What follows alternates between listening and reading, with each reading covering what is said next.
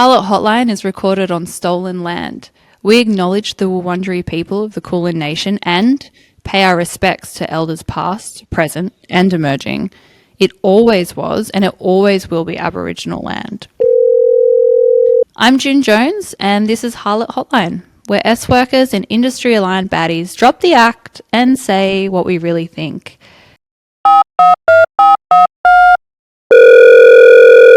Welcome to Harlot Hotline. I am June Jones, CEO of Harlot, retired stripper, making my way through the day with a lot of Ritalin and iced coffee and insanity and no sleep, and I'm happy about it. But I'm really happy that I'm here right now with one of my dear friends, longtime Harlot supporter, staff member, OG, Grace Perry. Oh my God, hi. I'm excited to be here. Thanks for having me. No, thank you for sparing your time and being here. Anything for you. I'll take that. I'll take it. I think we were talking about it before, how like we are so crazy busy with work. It's been like 8 days back to back for me today. Yeah. So my brain's a little bit fried. Yeah, I feel that. Sorry everyone if we come off a little bit like brain dead. We are. But we're trying. We're just keeping it real. Also, disclaimer, I say like a lot. No one fucking judge me. I can't help it. This is just a safe space. Okay, we good. But I just like got to let people know I say like a lot. Get over it. So what's been happening in the world of Grace Perry? Oh my God, a lot of shoots, a lot of editing, no downtime, which I kind of like. I don't know. I'm really big on like hustle culture. Yeah. I mean, obviously I was a dancer for 8 years. Do you think that the like work ethic and that hustle culture comes from being in the industry for a long time? I think my hustle culture, my work ethic now is so much stronger than it was when I was in the industry. I kind of was a bit of a lazy stripper, I'm not gonna lie, but I always like made it work. I always went to work. I was just like, I need to make money. But now, because I really love what I do, hustling's kind of like easy. Oh my God, I hate that word hustling. Yeah, I know. It's like got its own like whole world now. It's like hustle culture, hustle this, hustle that. And it's like it's lost a lot of meaning. But yeah, I feel like you can kind of like reclaim it to work and mean what you want it to mean. Yeah, 100%. So you obviously started working in clubs, working in the industry. Is that where you kind of started your photography exploration? No. Okay, so I was always creative, but I actually started taking photos when I was in high school. Cute. And I remember, so like literally like it was yesterday, we had to do this project that was like pick a photographer that you really like and you're inspired by their work. And of course, like this is going to be controversial, but I really don't care. I picked Terry Richardson. I knew. I was literally thinking this in the shower. And I knew you were going to say that. And it is controversial. It is. But like at the same time, this was also like years ago, right? So I picked him to do like a project on. Let's just say like my photography teacher was not happy about it. And she made me like redo my whole project. And I was just really confused because I was like, it's art, it's subjective. Like, how are you finding this offensive? Whatever. So I went with someone else. But that was pretty much where my photography kind of things started, like in high school, but I didn't start taking it more seriously until maybe like 3 to 4 years ago. So was that around the same time you were in clubs? Were you using like that kind of life around you and like documenting that life? Yeah, so I got just what was I using? I was using just a Muji. And like point and shoots. Yeah, I was like got into that more so, but I was shooting like the industry. I was also shooting just like partying and but I feel like debaucherous behavior. Yeah. We've all seen the zines. Yeah, so that kind of spiraled into obviously the zine that I did, and I guess it was kind of successful. I like to be humble. No, absolutely, it was successful. I still get like random messages about that zine, whether it be compliments or like some old woman telling me that I'm going to hell because we have Grace Perry's photos. It. She was obsessed. She loves it. She just wants to be in it. That's fine, babe. You can repent another day. I also think it was quite reflective of the time because I'm old. Terry Richardson vibe was like my peak Well, teen life. yeah. And then I think when I started seeing your work and the zines come out and stuff, it had like that resurgence kind of era again. Right, I feel like that whole like Terry Richardson era is so nostalgic. Like if we think It of feels so old. no, but like it is nostalgic. Like it's like the Tumblr, like the Supreme, like t-shirts, all of that. It just feels like when I look at his work, and I'm probably gonna get shit for this, but like let's separate the art from the artist just for a minute. Oh, even that is so controversial. Okay, I am controversial, but I'm also just like I'm just gonna just say it how it is, right? I like his work. I don't think he's a good person. No, his work is very prominent as to why I started taking photos. So I feel like I would like to give credit to why I do what I do. But of course, like in that time, I've been inspired by heaps of other artists. Like I love Eric Kroll, I love Iraqi. So I think it's like a heap of photographers I don't like owe it all to. Yeah. That man. It's also, I find like with anything creative, it's not necessarily the inspiration you draw from other artists that focus in the same medium, but it's like lifestyle. It's personal lived experiences. It's your own 100%. emotions. It's the things that you experience on a day to day. And like being a worker or starting, to explore that while being a worker, there's so many different avenues and experiences 100%. that you kind of go through. So you started kind of, I guess, marketing yourself as Pleasing Pain. Yeah. And then now you've kind of crossed over to a more, would you say formal or like personal or different? I think the Pleasing Pain brand was very like made sense when I was like fully in the industry still, and a lot of my work was like quite hypersexualized, and I do feel like I've had to tone it down, but I've also wanted to. It's not just been like because I felt I had to, but like leaving the industry and focusing on my artwork kind of left me in a bit of an identity crisis. It was like I'm not really sure where I stand within the industry or with my work. Like I don't know. It's like very weird to think about, but I felt like leaving Pleasing Pain behind was also like me leaving the industry behind, and it was time for me to essentially grow up. Yeah, no, I get that. I think that's something I hear and I've experienced as well. Like while being in the industry, like it does take up a large portion of who you are 100%. And how you identify, and like kind of compartmentalizing parts of yourself, and it's almost like this huge growth moving forward. So I totally get the crossover of that branding and the name. Yeah. When you were still in the industry and doing photography, did it kind of start as something just organic, like you were enjoying it? Did you see it as like this is what I want to do, this is my new direction, or was it kind of just like a hand in hand? Not at the start, no. I just really enjoyed it, and I didn't think that I would be like where I am today, with a studio and not shooting point and shoot. But yeah, it was more just fun. And then when I decided to do the zine, I was like, okay, like this could actually work for me.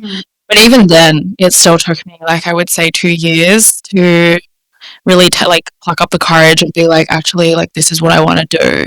2 years in the greater scheme of things, it's actually not that long though. Like in obviously worker time, 2 years in a strip club, for example, is like someone's full life. Things move so quickly.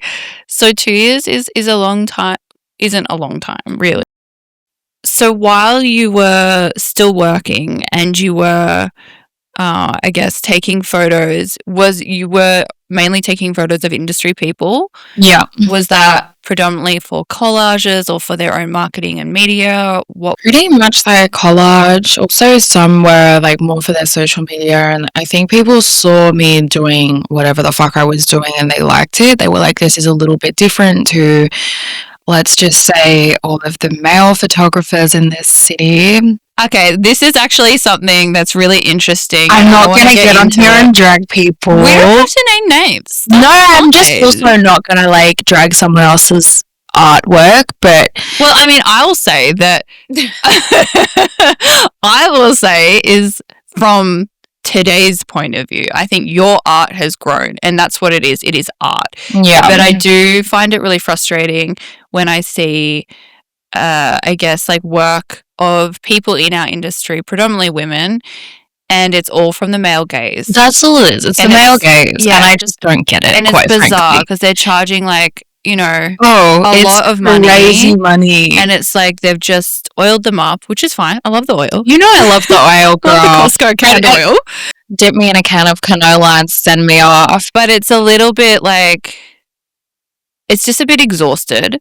But I also understand that some people, but I also understand that some people or workers that are utilizing those services or artists, they're just doing it for their catalog, their collages, and that's totally fine. Yeah, and also sorry for anyone that's not aware of what collages are for the industry. A lot of like people, they do privates or what else? Just workers in general. Yeah, it's just like workers having. It's like say you're like a model and you have a portfolio. Basically, the exact same thing. Same thing, but it's not safe for work. You know. Just for our listeners at home. Just in case you don't know, this is what it is. Yeah. But yeah, so I feel like with the male gaze, it's like, yeah, you're right. If that suits someone and they want to do that, that's fine. I've got no qualms. Like, I'm not about to start telling people what they should and shouldn't be fucking shooting. It's not my business, quite frankly. But at the same time, it does feel exhausted. It does feel like there's no involvement. I feel like as an artist, I'm constantly trying to evolve, and I'm looking at work from 2 weeks ago and I'm like, that could have been done better, or I could have done that. That's so cool. That's actually so inspirational, just as a friend to hear. Thank you, but it feels exhausting. Yeah, absolutely. I was like, what are you talking about? This is amazing. I'm like, oh my God, I can't believe I didn't do that, or I can't believe I didn't do that. And I'm like, yeah. But it is like I get it. I think we are really similar. We're very hard on ourselves. We're really hard workers, and we want the best of. I just think you got to be, because there's a lot of yes men out there who will just say, oh yeah, that looks great. I need people by my side that are probably going to pick the fucking shit out of my work because they care, not in like a nasty way. Yeah, in a constructive way. Yeah, like constructive is good, because the amount of times I've like put something out and I've been like, I'm not sure, but someone's just been like, yeah, that's good. And like, I don't fully rely on people's opinions, but I do like to get an outsider's opinion. Yeah, and I also think it's that thing of following your intuition. Like if something's not sitting well with you, like, yes, you're an artist, but you are also running a business. Yeah. And it is very hard, I find, to do both, to have that intersectionality of a business person, having artistic credibility, but also you are still quite a vocal voice for the industry. And that's a lot of like hard crosses coming over each other at once. That's the worst analogy. But like, do you know what I mean? Like there's a lot of conflicting things and ways I feel like you get pulled in that. So at what point did you feel your work was evolving past taking catalog, collage photos and worker aimed photos? I would say maybe like when I moved to Artem House, because I obviously made like that big jump, like my old studio, like you'd been, it was really small, but it was, you know, it was great for a first studio. When I moved into Artem House, I really wanted to like lock the fuck in with like furthering my education on lighting, on literally everything, and I did it all by myself. Yes, we love a crafty girl. And I felt like I had more creative freedom within my space to evolve past the collage photos, which sounds kind of crazy because I still do collage photos now, not as much, and I also like apply everything I've learned to the photos that are better, but it's more like I can be as creative as I want to be when I'm doing like shoots that are literally just pulled the fuck out of my brain and they're all me and I have every creative say in them. So I see that though, like as a friend watching you in the first studio, like I could see the shift in you once you moved. Like the determination was just so like fierce and intense, and like it just like elevated real quickly, and it's like so beautiful to watch. Like, I'm so proud to watch and to be able to say you. I'm a part of it from afar. When you moved studios, did you have any issues with that, with the getting the lease? Yeah, I did. I actually really wanted to speak about this today. I wasn't sure because obviously I am still in this space, but I wanted to talk about how when I moved, the people that owned my factory basically went on a deep dive through my website and said that they wasn't really happy for me to be in the space because of the work that I've been shooting, which obviously was all sex workers. Yeah. And I was just like, It's so I was like, yucky. okay, I thought that this was going to be not a thing. Like, we obviously deal with this when we're getting houses, like anything like that. And I was just like, okay, I'm not really having this. I really wanted this space, which sounds kind of crazy because it's like, why would you want to give your money to someone who's No, who's I get kind of it. happy to discriminate against you?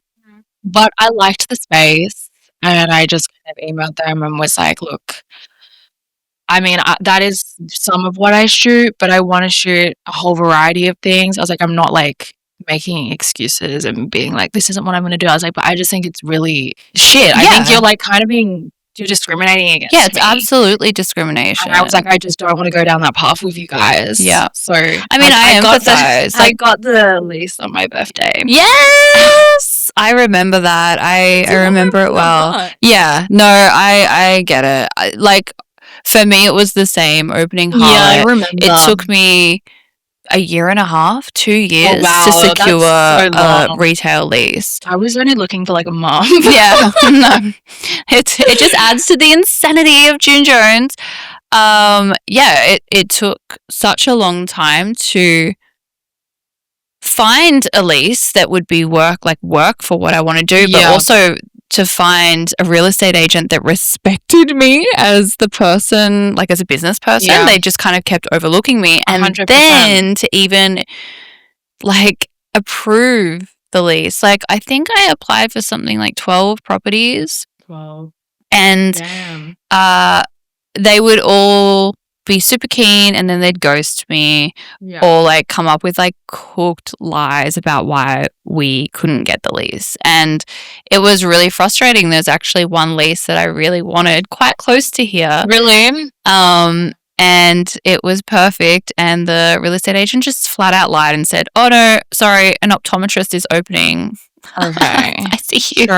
Yeah, it's a real thing. And I thought leaving the industry, yes, all right, I did shoot workers still. My photo shoots were a little bit erotic, whatever. Like, get a grip.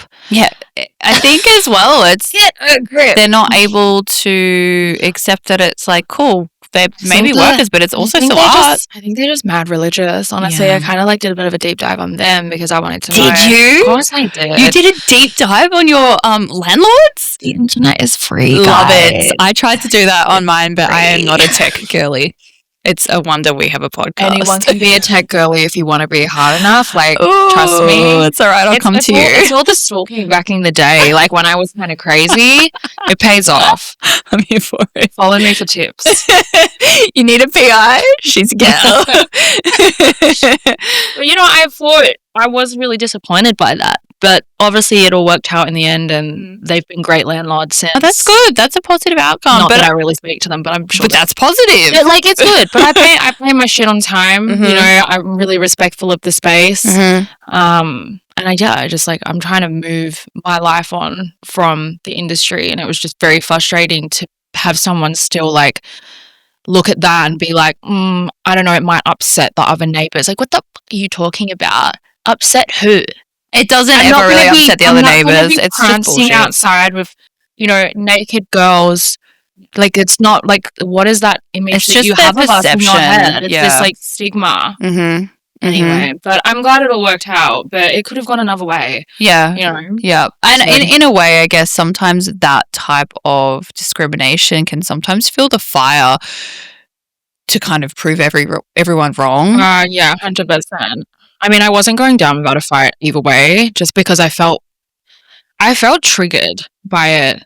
I was just like, God, this again? Like, seriously? I was like, this isn't happening. Like, it's fully illegal for you to do that. Yeah, 100%. Unless you really want to go down that path, like, I'm just not the one. Yeah. It's Like, exhausting it was as well, though, like to take that on while trying to. 100%. And like, there was other spaces that probably would have been fine, but it was the fact that they had literally said to me, like, we've gone through your website and we don't like what you're doing. It's very It's going to make invasive. people, yeah, it's invasive. It's a full invasion of privacy. And like, yeah, I did try and look into them after, but that's fine. Have you found that any non-worker clients have maybe treated you in a similar way? Any kind of discrimination or like? Not really. My That's great. clients are honestly really nice. There's obviously been some that haven't been that nice.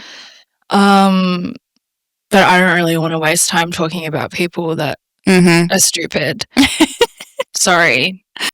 But my clients, I would say 95%, even maybe a bit more, are so nice and like really understanding.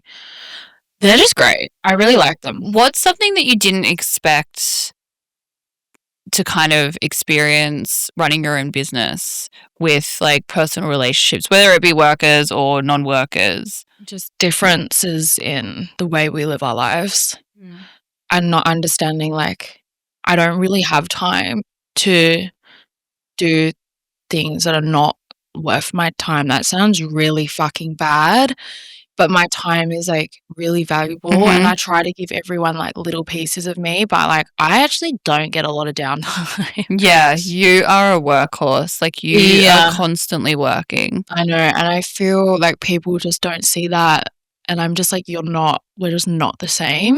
Like I love, like, I don't know, most of my personal friendships and people I'm friends with now, I really have no qualms with, or I wouldn't be friends with them. Yeah. But I feel like maybe in the past, people just haven't understood. Do you think it's a mix of like not being able to portray all of the work that goes on like behind the scenes of running a business and art and I think artistic business as well? I think it's just ignorance. Yeah, okay. Yeah. Fair enough. I hear that. I mean, I never really understood before I started running a business how much work went into it, and that's because I was ignorant to it. I didn't really want to think about it. I didn't want to learn. Like, I'm holding myself accountable here. It's, you don't until you're in that situation, position, and then you realize how taxing it is. Right? Honestly, all of my friends as well are really like so mad understanding that I can't make things or I can't do something because I'm just exhausted. I'm like, I really need to just have some me time. Yeah. And I've had friends in the past that have just been like, why don't you want to see me anymore? Or like shit like that. And I'm like, oh my God, like you're giving me a migraine. Yeah. And it's not about it. It just becomes about them, not about like your friendship. But like, this is my life. Yeah. And you have to live with the way that's going to work for you. You're not coming into my life and affecting it. How do you think working in the industry has helped you hold space and like create space, like a safe space for? Yeah. I'm not really sure how I've implemented it into my space, but one thing I will say is I don't want to say everyone, I'll say the majority of people that shoot with me are like, thank you for making me feel so comfortable. Yeah. And that's like the biggest thing. And I'm not sure if that's come from the industry or just me as a person. I'm really big on people feeling safe. And just holding a space for people where they can like be themselves and not feel like anxious. I think also like having your photo taken is a really nerve-wracking experience. It's such a vulnerable experience. I hate it. I hate it. Like I've had my photo taken twice in the last week and I have hated every second of it. I'm like, okay, that's enough. And here she is coming on a visual podcast. Love. We love. I'm facing my face one step at a time. Yeah. It's fun. Like you're very vulnerable. You're right, and I want people to feel super comfortable. So I think also that consent, privacy, and just communication have been really big things for me in how I operate my business and how I am with clients. I think it's just my stomach's rumbling. I haven't eaten today. I just think like it goes such a long way. Yeah, Customer service goes such a long way. Yeah, and I just want to I don't want to objectify these women either. When I'm shooting them, everything that these women do is because they want to do. Yeah. And I'm like, are you sure? I felt I that, want like, them to be comfortable. It's my yeah, number one thing. I really felt that, like, I do not like my photo getting taken ever, as we all know. Are we the same person? Yeah, like, I'm not very good at being vulnerable and like sharing who I am with the world, and I'm working on it slowly. But I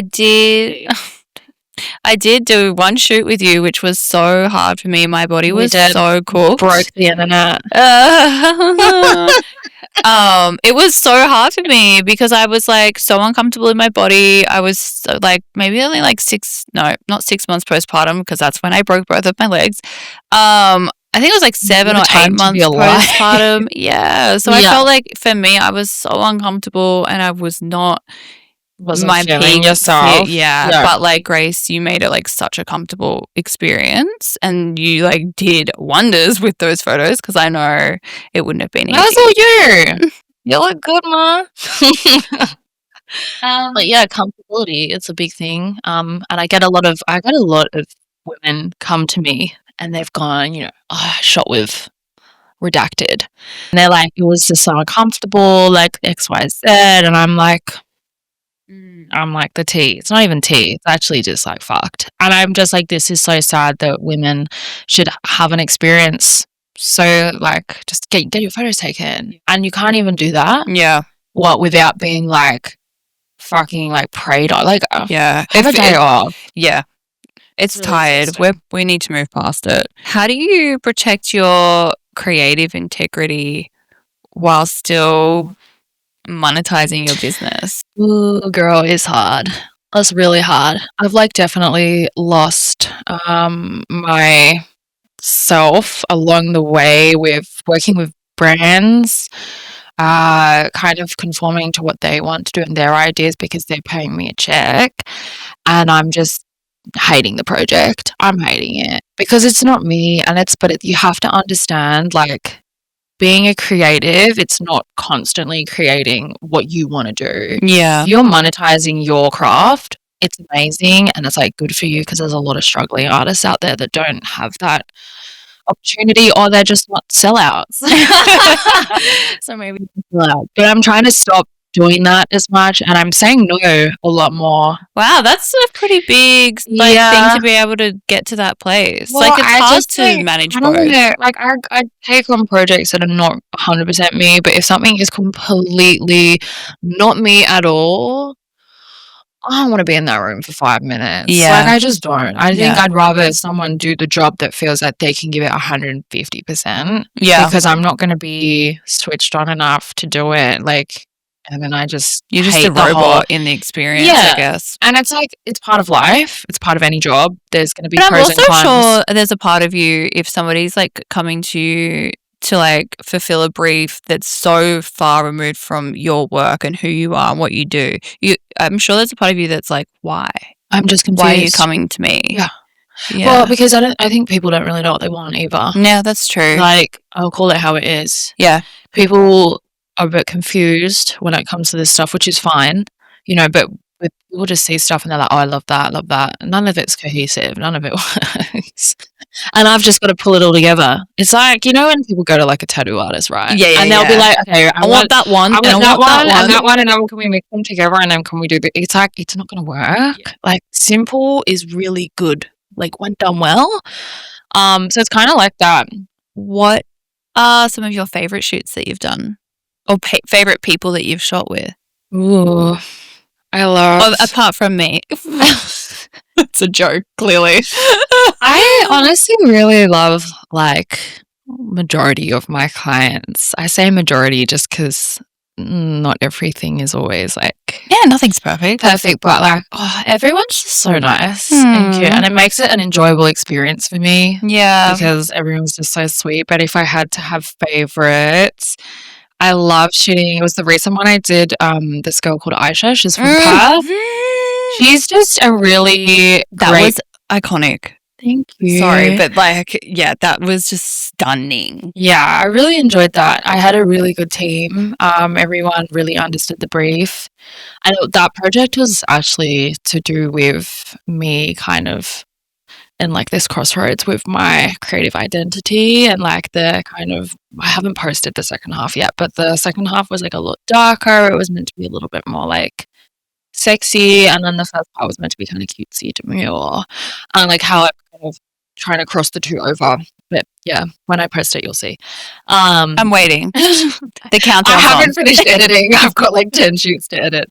But yeah, life is great. She takes direction so well. Not that she really needs it though. Like she'll just get on the set and she just serves. I'm like, girl, the jeans, and the attitude is so good. But yeah, I shot a few different people past week. They were both awesome. Also I just worked for the same team and a different team. Everyone was just great. Yeah. I don't know. I like working with a team because I feel like It's a collaborative. 7 brains are better than one. Yeah. I feel like you and I together right now today, we've got about half a brain together. I think that's a reach. Yeah, honestly. it's probably a bit of a reach. Let's be real. We're trying our hardest to keep it together, but like, yeah, goddamn. Yeah. But it's good. It's like a pro, like it's good. I love a lot of my clients, like truly. They keep my business alive. Yeah. And it's fun. I think anyone that comes in to Harlot, when I mention you, or they ask for the zine, or they ask about the photos that are on the walls, like there's nothing but praise for the work. That makes me happy. Yeah.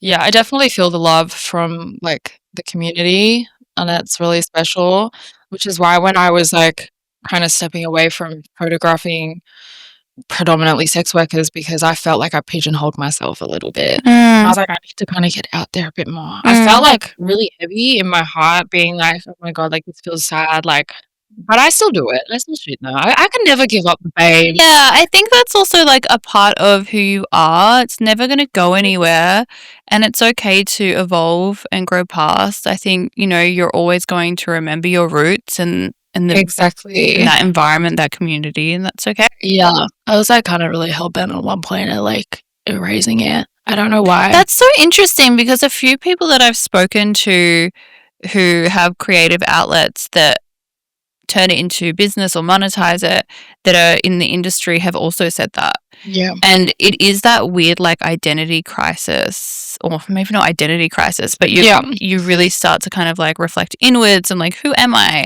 Because I think we sometimes pigeonhole ourselves into being just the worker. Yeah. And in order to be seen as anything but that, we almost feel like we have to completely erase that part of ourselves. Yeah, I just felt like there was going to be moments where I wasn't taken seriously. And I didn't know if it was because I was a female or because of my past within the industry. But I just was, I had some really dark times actually, where I was so confused and I was like, am I just not getting taken seriously because I'm a woman, or is it because of my... Are you still feeling that? Is that from peers in the photography scene, or is it... really directionally made me feel like that. It was just kind of in my head. I think it was also just a form of like PTSD from just not getting opportunities in the past, or like people kind of being like, you know, it's just a stigma. I think it really sticks with you. Absolutely. You carry around the baggage when it hurts. Yeah. You know, I think it's not often talked about enough, the transition out of the industry and how to navigate that. There's not a lot of discussion, I found I struggle still. There's so many like things that it impacts, like your social life, your businesses, it's hard to navigate, and it's hard not to take the losses as a personal attack. And then you're like, is it because I'm a worker? Is it because I'm female? Is it because I'm out? Like, what is it? It's a big thing. Like, the taking things personal is something I've really had to grow on as a person, and like, just I have to like remind myself, like, it is not personal, Grace. Like, calm the fuck down.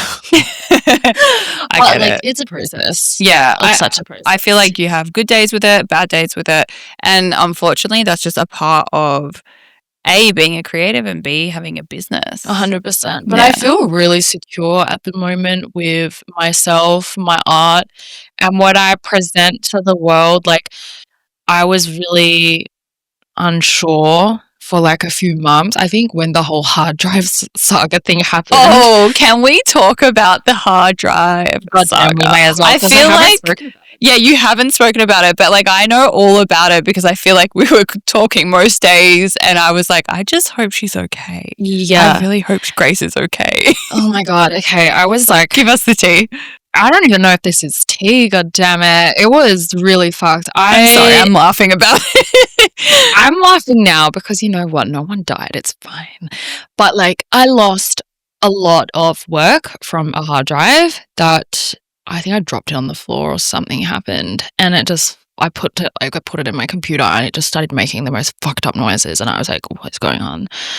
And then I immediately the next day went to a tech place and I was like, you need to help me, like everything is gone or it's just not reading. I had shoots on there that were people from Melbourne, someone who flew in from the United States, someone who flew in from Sydney. Oh my God. So I had no idea where I was at. So I did contact a few clients about the situation, and I was met with some good, some bad. You got to take it on the chin, like it is what it is. And the tech place was able to retrieve like 94% back. Okay, 94% isn't bad. 2 of the shoots I really needed back, I didn't get back. Oh, and I mean, it cost me like a lot of money. I reimbursed my client for her flights, her accommodation, everything. Yeah, so it was a really stressful like 3 months that went on for, because that's really how long I felt burdened by it. Yeah. And that, I'm sure, is like enough trauma to stick with you moving forward, and it will probably change so many hard drives. Yeah, there you go. Okay. Also, it was a big learning curve for me. I was like, you need to take this as an experience that you need to be backing your shit up. And now I say it to every like creative, I'm like, back your fucking shit up. I'm so serious. My podcast producers are smiling and nodding their heads. They agree. Because you just never know. And it was every piece of work that I lost really hurt. But it was just so shit having to go and communicate that with my clients. And I felt like a piece of shit. Even though it wasn't really my fault, I should have took the precautions to stop that. But it can happen to anyone. Absolutely. And like, even if you had all those multiple hard drives, who's to say who knows? Something else wouldn't happen, I've heard stories about 2 of them just going corrupted, like people. So at the end of the day, it's like kind of how you handle the situation. That's all you can control. You can't control what happened, but you can control how you handle it. You also cannot control how people are going to respond. But I think that was a massive learning curve for me for how I would handle absolute chaos. I think any creative would know that's the worst thing that could possibly happen. Yeah, I'm sure it was devastating. And just like, you know, especially as a creative visual artist, that's gone. That part of your work is gone. Like I could only imagine. But like, man, it was real rough. But and during that period, I felt so shit about my work. I was like, I don't know what I'm doing. I don't like anything. But I was just going through like major burnout from the hard drive, creative burnout. But I'm like a big believer of like, you go through that, it's like you're being reborn into something else. And where I'm at now, I feel so good. Oh, I love hearing that. Yeah, that's so great. good. I'm really if you positive. can take the loss or the negative and turn it into something like positive, and that you're like, otherwise you're just never going to grow. You're never going to evolve if you just sit in the negative. No, that's like one thing I've carried throughout my life from like personal like traumas from when I was a younger age. And like one saying that's always stuck out with me is like, it's not really a saying, it's more just some words about taking something so negative and really making it into a positive. Yeah. Like no one else no one else is going to do it but you. No one's going to do the work but you. So you have to do it. It's uncomfortable, it's confrontational, but it's like that's the only way you can go forward. Like the only way out is through. Absolutely. God, I just got like a flashback to We're Going on a Bear Hunt. It's a book I've been reading my daughter, and that's part of the things. Like, we can't go over it, we can't go under it. We have to go through it. Oh, this is mom praying for real. I used to love that book. I swear to God. It's it does Wasn't that alright. like the Gruffalo or something? Or is it No, something that's else? another book. I can recite that too. I can't wait. After hours, babe. So what piece of advice could you offer maybe workers in the industry that have a creative outlet that they want to kind of expand and move forward with? What's your like advice that you could really swear by? Oh my God, I think just do it. That one of my night campaign cries. Just do it. No, I think literally though, just do it. I understand that sometimes finances may not be in the right place. Like it took me a while to be able to do what I do, but just do what you can do. No one moves like past where they're at if they don't want to get uncomfortable. And I've spent a lot of fucking time being uncomfortable. Yeah, I hear But that. I like being uncomfortable because it means I'm doing something. I think the best bit of advice I was ever told was, learn to be comfortable in the uncomfortable. Yeah. Because you'll thrive. Like you'll eventually learn how to thrive. I don't know. That could be some like bad advice, trauma advice. I mean, I think it's good. I think being uncomfortable is good. Hence, like doing things like this or having my photo taken.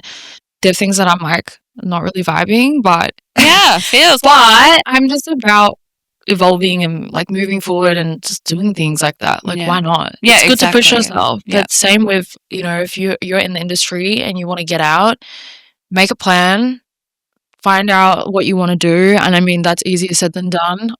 I feel really lucky that I like just stumbled across something and was like, I love this. Yeah. Every time I go to work, I don't feel like I'm working. Oh, that's so nice. Yeah. Not everybody has that. So like, no, so I'm also like very understanding that it's not that easy to just do something and actually be like, quite good at it as well.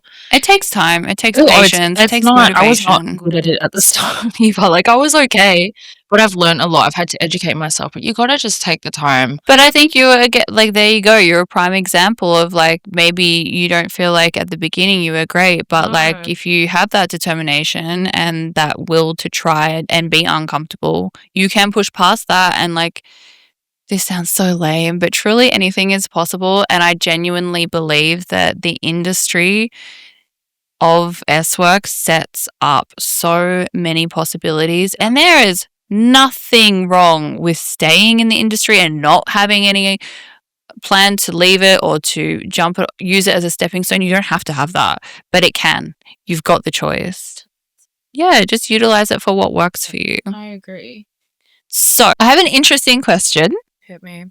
How do you feel about artists emulating a lot of your style or work when a lot of those kind of, I guess, styles have been created through your lived experience, especially as a worker? I feel like imitation is a form of flattery. Is that the right word? Such a PC response. I'm not done. She's not done. No. You think I was just going to say that? Okay. Yeah, okay. Look, I used to get really hell-bent over people copying me, and then I just realized that it actually means you're doing something right. And there's nothing better or more reassuring than knowing that your shit's popping. Yeah. And people want to copy it. I think the one thing that really grinds my gears about it is that I'm a very open person. I like to help people. Mm-hmm. I have a studio. I could teach you lighting. I can teach you a lot of things, but you don't ask. And I know that I don't advertise that I do that because I don't. But if you want to know something, I'm more than happy to help you, honestly, because I can help you do it in a way that's unique to you. Yeah, instead of you just fighting something. Yeah. And like as an outsider, for a creative, like that just makes sense. That's what you would want. You don't want to just be totally cookie cutter copying someone else. I mean, also I will say nothing is a unique idea. It's 2025 in this day and age, and I think I can't sit here and take credit for like every single piece of work that I've done because it's all inspired by, whether it's inspired by one thing or 10 things, there's inspiration that's pulled, but that's how you make it your own. You take references, you take inspiration. I take a lot of inspiration from, film, art, books, the world, some things, but it's like pull references from that. Don't just copy and paste. Like, make it your own, because that's how you become identifiable as an artist. You just copy shit. What Well, how they've- do we identify you? Yeah, you won't have any longevity. There's no like clarity in your creative image. So you really have to think about what you want to do and what you want to put out there. And I feel like it's great if you want to practice and you're like, oh, I just want to try all new things, what my style is. That's fine. But I think if you're just straight out copy and pasting, you're just not going to get anywhere as a creative. Yeah, I hear that. I No one's agree. going to pay attention to something that's already been done. Yeah. Well, you never know. I'm joking. Renditions are great. I love renditions. I've done renditions. I did a rendition of the Acne Kylie Jenner shoot. So I'm not going to sit here and say that everything that I've done is an original idea, because it's not, and I would be full of fucking shit. I'm not a full of person. So yeah, I think it's just take it as you will, but try and put your own force into it. Yeah. Because it's like cool that you have your own thing going on. You do your own thing. That's what makes it like you, and you like unique. So if you just like jack people's shit, and I'm talking this is like a mass thing, you just like steal people's shit and just put that out there. There's just why? Yeah. What's the point? What a waste of energy, though. Also, Exactly. Like, just do your own thing. I guarantee you'll love it so much more as well. who is someone on your list that you're like dying to work with? Oh my god, I really want to shoot Julia Fox. Of course, the Queen, Julia, please. Of course. It feels like a really basic answer, but I've literally been a Julia Fox stan since like PTSD days. So before Uncut Gems, like I'm talking like Book from I'm showing my age. I'm old. I think we're actually probably around the same age, me and Julia. You are. She was taking offense because she thought I was saying we're the same age. So she just called me old, everybody. How old am I? My God. For all my clients that may be tuning in, I'm finally letting the cat out of the bag. I'm 36 this year. And she looks hot. Well, it's the lighting and the makeup, but I'll take it. That photo book is the vibe, and actually, I'm such a huge fan of her too. That the written book, I actually was reading it while I was like heavily pregnant, and it hit so close to home for me. Like I have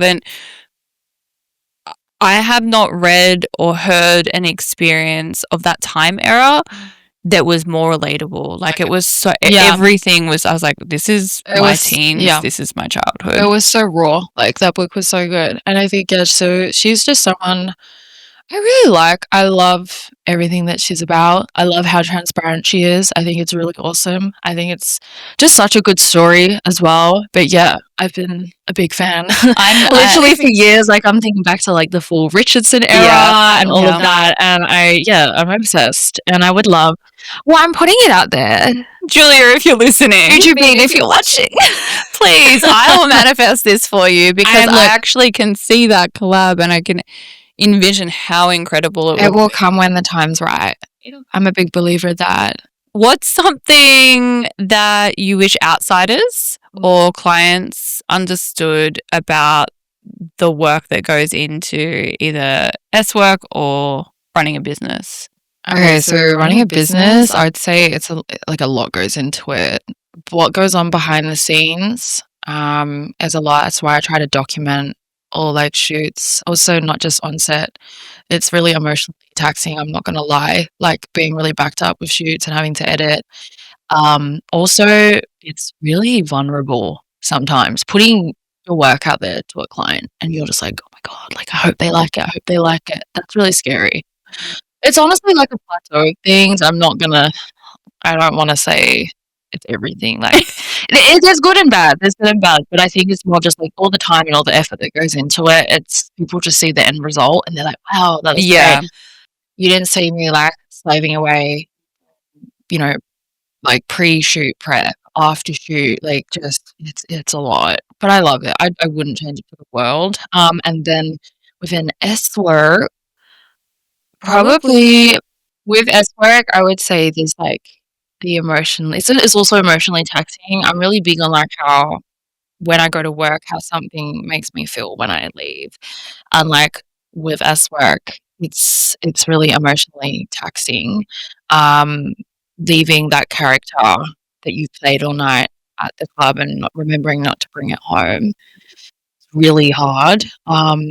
Also, this is going to be, I don't know if this really fits into that question, but I will say, like, intimacy after being a worker for a long period of time for me has been really difficult. Like, I just like have a bit of a loss of sexual identity within myself because I felt like I was constantly portraying myself as this like sex demon on the internet. Yeah. And No, now I hear that. I totally. so I think, yeah, the way, I mean, it could come to that question. I think the way like you present yourself online, this is when I was doing online sex work, was just like so not me at all. But because I was at home, I couldn't turn that off. It was like I really hated doing OnlyFans. I really didn't like it. It wasn't for me. Same.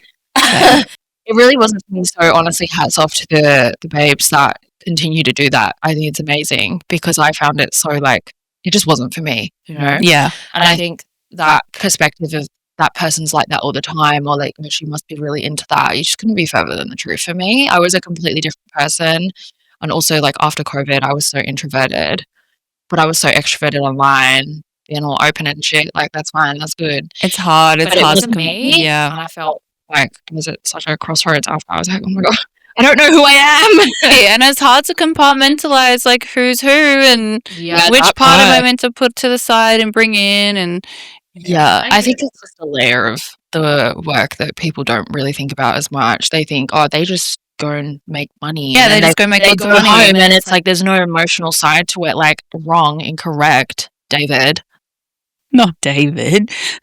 David. Are there any myths about getting out of the industry that you want to debunk or like don't agree with or agree with? What do you mean, like, like myths? I feel like there can be a narrative. Drop me one. I feel like there can be like a narrative of like when you leave the industry, you're either leaving into marriage with a guy that has like fuckloads of money, which can be true and that can be great. That's fine. Or you're a lifer and you're never going to leave the industry, which is a bad thing, which is not true. I mean, there's so many different like stories, so many different people's experiences. Everyone's experience is different. Yeah, I can't speak. Everyone's experience is different. I think there's so many ways that you can get out the industry, but it's definitely a lot harder for some people. And I think we need to be understanding of that for some people, because sex work is different for every single person in the industry. Some people are doing it for a fucking Louis Vuitton bag. Some people are doing it to pay their rent. Yeah, Some absolutely. people are doing it to get out of, horrible situations. So we have to be understanding that not everyone has the same opportunities.